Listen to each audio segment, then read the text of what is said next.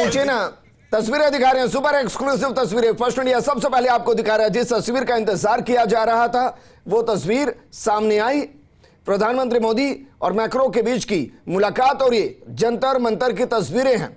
आपको पीछे जंतर मंतर दिखाई दे रहा है और ये वो वेधशाला जो हिंदुस्तान में अपने आप में नायाब है, क्योंकि ऐसी वेधशाला इसके अलावा उज्जैन, वाराणसी और मथुरा में है, और चौथी जयपुर के अंदर है, जिसे महाराजा जयसिंह ने बनवाया था। और ये अपने आप में ज्ञान और विज्ञान का नायाब नमूना है।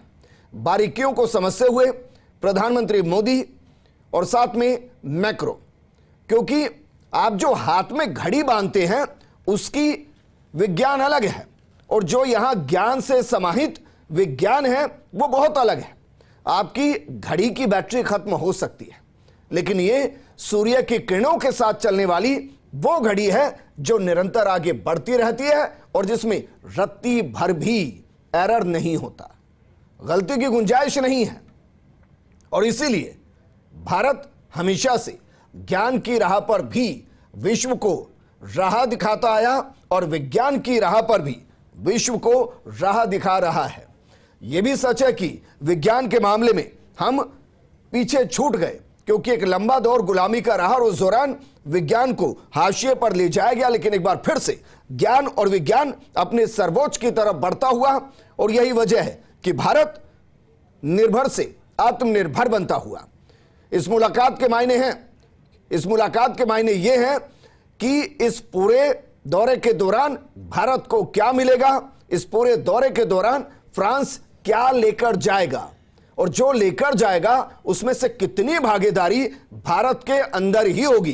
क्योंकि हमने बीते 10 सालों में एक नई प्रक्रिया का उद्गम होता हुआ देखा है, और वो दरअसल है कि ठीक है, कोई बात नहीं, हम विदेशी कंपनियों के साथ डील करेंगे, हमारी जरूरत है, लेकिन उस पर मेड इन इंडिया होना चाहिए।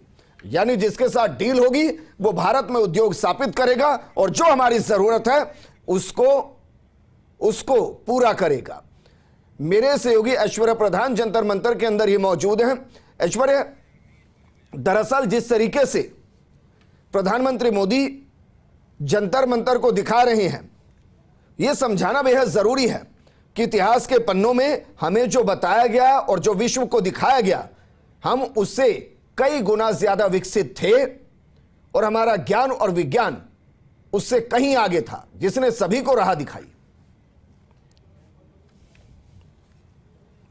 गुप्त काल से यदि शुरू करते हैं तो गुप्त काल के दौर से ही दूसरे देशों के दूत आते रहते थे। गुप्त काल से शुरू हुआ मध्यकाल में आक्रमणकारी भी आए, लेकिन इस बीच दूत भी आते रहे और दूसरे देशों के प्रमुख लोग भी आते रहे, और उसके बाद आधुनिक भारत में भी आते रहे। लेकिन ये किसी महाशक्ति का, फ्रांस जैसी महाशक्ति का सबसे बड़े व्यक्तित्व का यहाँ पर आना, और साथ में दुनिया की महाशक्ति आज की तारीख में भारत भी कम नहीं है किसी भी देश से, और उस महाशक्ति के जिन्हें भारतीय जनता पार्टी के लोग और जो सामान्य जन आए हैं वो अंतर्राष्ट्रीय नेता बोलते हैं। और मैंने जो यहाँ पर देखा, बहुत सारे लोग थे जिनको फ्रांस का झंडा दिया जा रहा था, लेकिन वो पहले इंडिया का झंडा मांग रहे थे। वो कह रहे थे मुझे भारत का झंडा पहले दीजिए।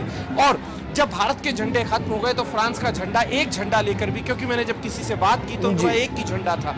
झंडा होने का कारण ये कि हर कोई भारत का झंडा हाथ में लेकर चल रहा है और यहाँ पर लोगों में जोश है। जो जोश इसलिए है कि जयपुर के माध्यम से पूरे राजस्थान का पर्यटन बढ़ने वाला है। जयपुर में यदि प्रधानमंत्री मोदी और मैक्रो आ रहे हैं तो इसका संदेश जैसलमेर तक जाएगा, इसका संदेश मेवाड़ तक जाएगा, और यहाँ पर विदेशी जो पर्यटक हैं उनकी संख्या में इजाफा होगा। और प्रधानमंत्री मोदी जैसे ही वापस से इस रूट से निकलेंगे, क्योंकि जैसे जैसे रात्रि होती है वैसे वैसे जयपुर की सौंदर्यता बढ़ती जाती है, जयपुर सुंदरतम दिखाई देने लगता है, क्योंकि यहाँ की रोशनी है जो वही यहाँ की सुंदरता को बढ़ाती है।